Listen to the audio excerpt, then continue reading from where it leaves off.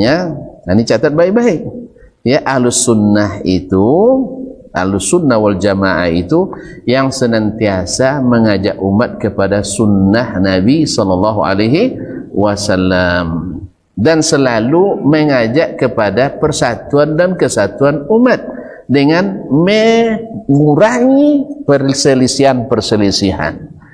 Kalau diikuti pendapat masing-masing, ikut pendapat bapak saya dengan saya, mungkin kita bersatu? Enggak. Tapi kalau kita kembali ke Nabi SAW, insya Allah siapapun yang beriman pada Nabi, kalau dengar Nabi, sami'na wa ata'na. Tapi kalau masih bilang, itu kan hadis, tapi kan mazhab kita beda, itu tidak bisa diselesaikan itu.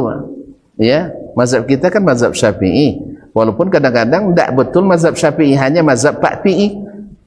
Ya sebagian ada seperti itu, mazhab Pak Pi'i, bukan mazhab Imam Asy-Syafi'i rahimahullah. Dan bukan pula maksud kita, jangan salah paham, bahwa seluruh orang yang bermazhab salah, tidak. Bahwa mengikuti mazhab keliru, tidak. Bahwa orang yang berkeyakinan seperti ini keluar dari Islam, tidak. Bukan itu. Cuman jangan dipersempit ruang yang sudah luas ini. Sunnah itu lebih luas dari mazhab. Sunnah itu lebih luas dari mazhab. Siapa aja bisa masuk. Tapi kalau mazhab itu sempit dia, ya kan? Nanti orang Hanafi bermusuhan sama orang Syafi'i. Orang Maliki bertahan bersetinggi, tidak mau mengikut Imam Asy-Syafi'i. Padahal dulu Imam Malik muridnya Asy-Syafi'i. Imam Muhammad bin Hasan Syaibani murid Hanafi, jadi murid pula Imam Malik.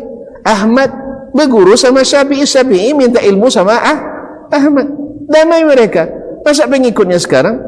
Kalau bapak tak Syafi'i, keluar dari Ahlussunnah di Indonesia. Isyada. Di mana antum dapat ini? Di mana dapatnya? Oh, biar umat bersatu, tidak kacau balau. Memang sunnah mengacaukan. Sejak kapan pula sunnah mengacaukan umat? Hanya kita saja yang kacau. Kalau gitu, jangan-jangan kita kembali pula pada tuduhan orang Quraisy dulu kepada Nabi SAW. Dalamnya kami tenang, hai Muhammad, tiba-tiba kamu berdakwah jadikah kacau. Kan Nabi dulu dituduh pengacau. Nabi dulu pengacau umat. Orang Quraisy dah tenang-tenang dengan syiriknya, dah tenang-tenang dengan agama yang mereka adakan sendiri, dan tenang-tenang dengan keinginan yang mereka lakukan, apa aja aturan mereka buat, sampai-sampai orang tawaf telanjang di Ka'bah dianggap baik. Ya, telanjang di Ka'bah dianggap baik, bersorak-sorak dia beribadahnya. Ya, mereka tawaf di Ka'bah sambil bersiul, sambil sorak. Di mana? Masa Nabi Ibrahim ngajarin orang bersiul sama sorak-sorak? Enggak ada. Jelas? Nah, makanya kembalilah kepada yang luas ini. Sunnah itu lapang untuk seluruh umat Islam, tidak dibatasi dengan sekat-sekat yang mempersempit ruang gerak kita. Jelas ya? Oh, kalau gitu berarti kita mujtahid? Enggaklah, mestilah. Dulu sahabat tidak mujtahid semua dah. Sahabat dulu tidak bermazhab, jadi mujtahid semuanya, jadi ahli ijtihad semuanya? Enggak. Mereka mengikut ulamanya. Andainya kalau sekarang kita di sini misalnya masjid ini ada ulamanya, ikut ulama yang jadi rujukan orang masjid ini. Jelas? Kalau nanti datang orang yang berilmu yang berbeda dengan imam dengan ulamanya di sini misalnya, diskusikan. Yang ulama ini kalau betul dia ulama, pasti siap menerima kebenaran. Tapi kalau dia bilang sekali saya tetap saya, berarti ananiyah ini, bukan, ini orang ta'assub, tidak bisa jadi panutan. Maka boleh kita kalau jelas-jelas, berarti kita sudah berilmu tuh, kita sudah belajar, jelas-jelas yang dilakukan oleh alim kita ini berbeda, bertentangan, tak bisa disatukan, bukan kreatif sifatnya, tapi berlawanan, tak bisa disatukan, ya kita katakan, mohon maaf, saya ikut Nabi, tinggalkan ulama saya ini. Berarti kan sudah baru berilmu kita, tanpa harus menjatuhkan ulama ini. Tak boleh kita jatuhkan. Coba ya, anggap itu kesalahan ulama boleh salah,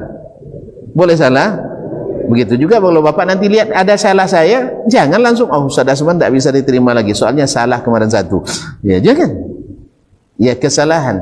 Maka ulama itu pasti ada zallahnya, kesalahan itu kita tinggalkan dan jangan kita rendahkan. Makanya tadi kalau mengatakan Imam Syafi'i tak ahli, menurut saya ini perendahan yang terselubung. Seolah-olah nanti kalau ada pendapat Imam Syafi'i yang tak sesuai dengan yang kita yakini dalam masalah akidah, kita bilang Syafi'i bukan rujuh. Ini pelecehan terhadap Imam Syafi'i rahimahullah ta'ala. Ini yang saya tidak suka. Ya mohon maaf, karena saya mencintai Imam Syafi'i dan saya loyalis Imam Syafi'i dan saya sangat mengagungi Imam Syafi'i. Tetapi walaupun demikian, tetap saja Nabi di atas segalanya. Seperti kata murid terdekat Imam Syafi'i, Harmalah ibn Yahya At-Tujibi rahimahullah, dia katakan Asy-Syafi'i habibun ilaina walakinna asy-Syafi'iyya walakinnal haqqa ahabbu ilaina. Imam Syafi'i itu sangat kami cintai, tetapi kebenaran lebih kami cintai. Berarti ada ukuran kebenaran, ada Al-Quran dan Sunnah Nabi. Semua kembali Quran Sunnah menurut pemahaman Nabi dan para sahabat Nabi sallallahu alaihi wasallam salih, karena pemahaman mereka direkomendasikan Allah dan diterima oleh Rasulullah sallallahu alaihi wasallam. Sedangkan pemahaman yang bercanggah dengan pemahaman mereka, maka kita kembali kepada pemahaman mereka.